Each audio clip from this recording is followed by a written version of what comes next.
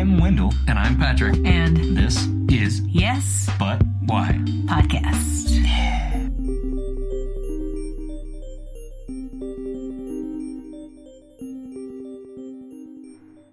Hello, Donna HD. Thank you so much for joining us here at the Yes But Why podcast. I am joined by my usual co-host, Wendell, and also we have our guest co-host for today, Chris Jordan, my husband. Hey. Hey. Hi, everybody. Thank you so much for having me today. Yes, thank you so much for playing with technology with us and being a phone guest. It's so fascinating. When Chris told me that was even something we could do, I was like, Yes. oh my God, it opens up the doors to all the people across the country doing fun stuff. That was like an That's eye. right. That was like an eye exam. What we just did there for like 15 minutes. You know, like better, worse, now, better. Can you see it in your left eye? Can you see it in your right eye? Yeah. No, hey, man, the technology that we are using is just so amazing. You know, it's not so surprising that occasionally we're just sort of like, how does this work? Cool, Exactly. but we're great. Thank you so much for being with us. Really appreciate you chatting. The podcast is a lot about just people who live creative lifestyles and have found a way to make art their primary income, or even just, you know, a lot of the people that we talk to, we'll talk to people who are just starting out doing stand-up or improv to find out what's inspired you to do this kind of thing. Right. I'd love to kick Very off to cool. find out how you got started. What was the first sort of like artistic work that you did that got you started being a performer, or even got you excited in being part of theater? Well, you know, it was a long time ago. I was 3 years old when I started ballet. Wow. Whoa. And I did ballet for like 13 years. So I loved to, my mother would have me sing for guests, and I always loved performing and being in the spotlight. So I just found like any way I could do. I could be in the spotlight. I jumped in. And so I quit dancing and singing to be responsible, go to college, get married, have kids, that kind of thing. Took a break from being creative. And then later on in life, I found the entrepreneurial world and happened to run into my now husband, Dave, and who was the same kind of person, always sang. Dancing wasn't so much his thing. Singing was, though, and being on stage and doing comedy. So we were on stage with Diane Ragsdale and Cleo's Comedy Players in Houston for a number of years, and then she left and went to Austin. Okay. So Okay. we decided that we couldn't stop being on stage. So then we formed our own theater group, sketch comedy, improv a la Whose Line Is It Anyway? Team Improv. Okay, yeah. Okay. And continued like we hadn't even left off. So then things led to other things, and my husband, Dave, awoke one night and said, oh my gosh, what we do on stage can be applied to everyday life. He says, life is improv. And so what happened was I took that idea. He stayed in corporate America. I took that idea and gave it wheels. That's kind of like how our relationship goes. He's the idea guy, and then I put it on the ground.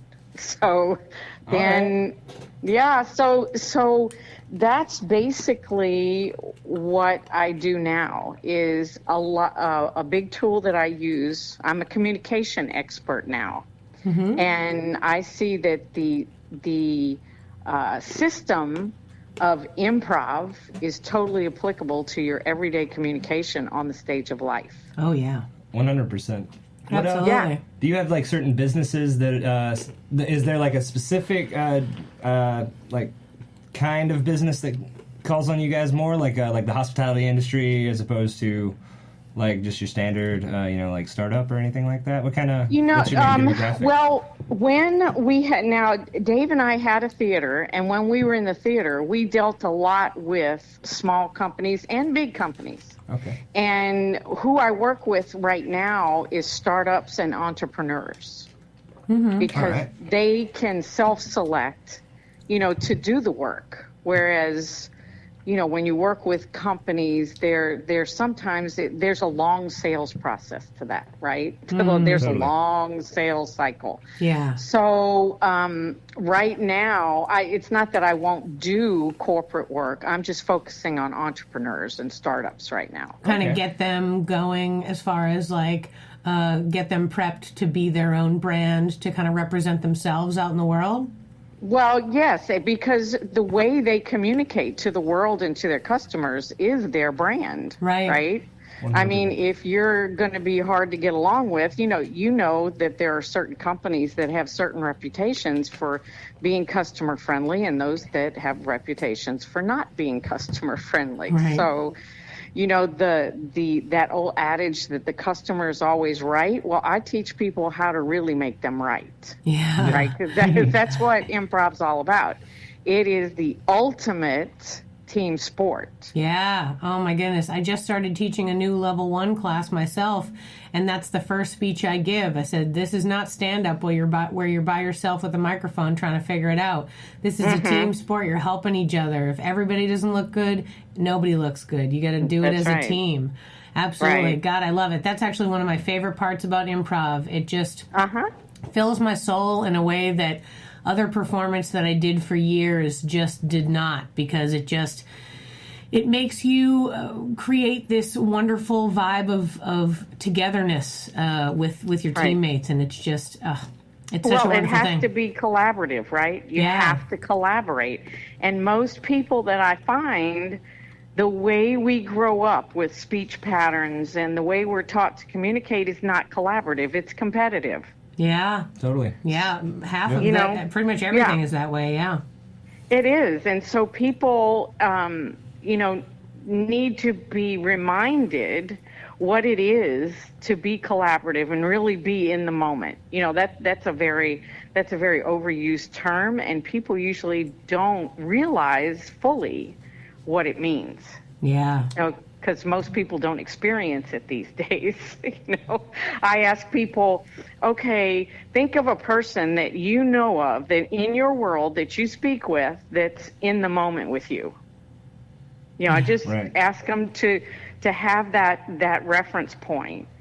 And when I ask people to share it, it's like most of them don't have it, or the best example of that in their lives is their dog. Wow. Yeah.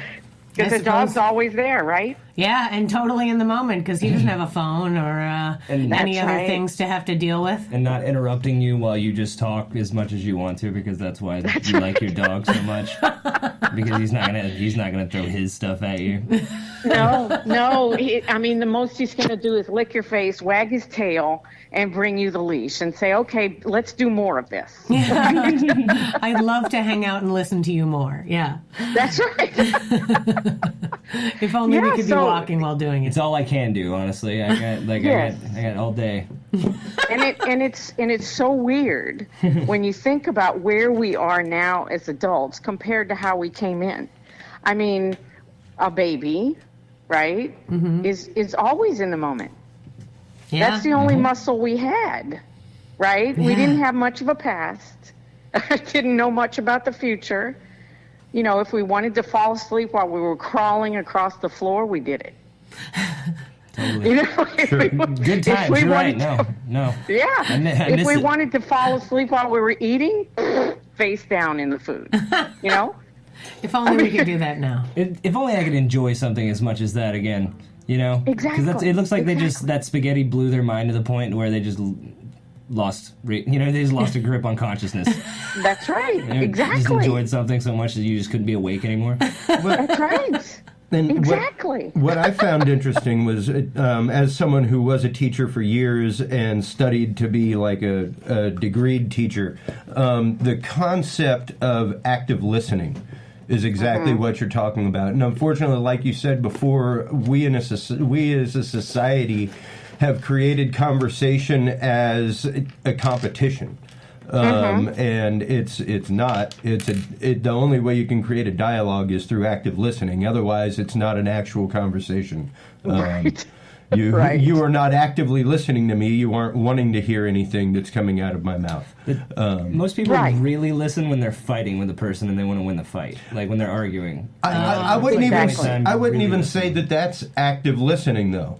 Because at that point, if you were actively listening, you wouldn't be having the argument. You would be fair enough. you would be actively understanding the emotions coming out of the person and why they're rooted. Oh in yeah. So, and emotionally, much like in improv and on a stage, you would be emotionally communicating. Yeah. And I you wouldn't have that problem, and the fight probably wouldn't be happening. I think what I mean is totally. It's Yes, like collaboration would be happening, you right? take count And of not words. Exactly. Yeah. Yeah. When Yeah. you want to beat somebody in a fight, you take count of more of their words so you can turn them against them. You know? Sure. Like Yeah. as opposed to preparing. Well, and that's just it. That's the competitive nature, the debate, like that we as a society are taught, and you do have to unlearn a lot of that. Like you were saying, Donna, it's Yeah. like having the mind of a child, where you don't necessarily get hung up on those issues.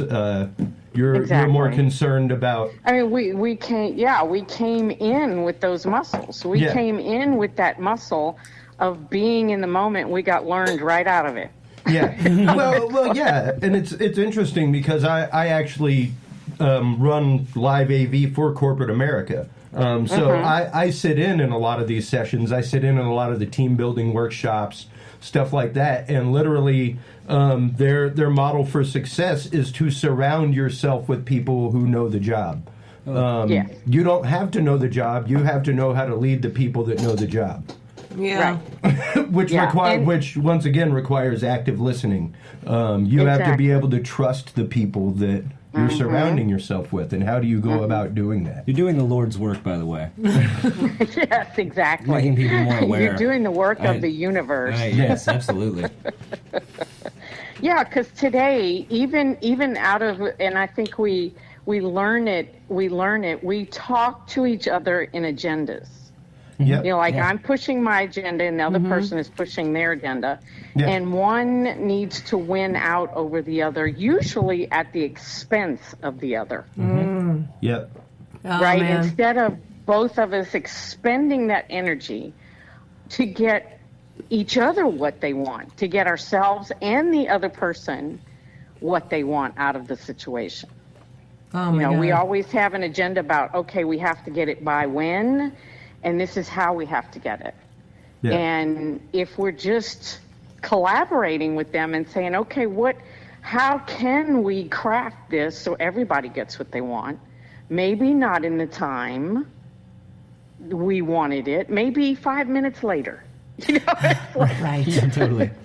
Which is the end of the world to some businesses, Exactly. man. So very interesting. Very interesting. It's so fascinating too. Just a different point of view of looking at the world too. If you think about a lot of businesses, I mean, I don't know because you spend a lot of your time dealing with that kind of crowd, but sometimes I hear my friends talking about their jobs or certain aspects of what they have to do, and I just think, oh God, I'm so glad that I have dedicated everything I can to just teach theater and focus on that and sort of be the harbinger of joy to so many people. I mean, when I teach level 1 improv, the first thing that I'm saying to them is like, let your guard down. This is a safe space. I'm going to take care of you. And I can't imagine any boss ever says that to anybody. Yeah, your work has to be cut out for you. I was just thinking about that, like the kind of people you were describing earlier when you were talking about who comes to these. It's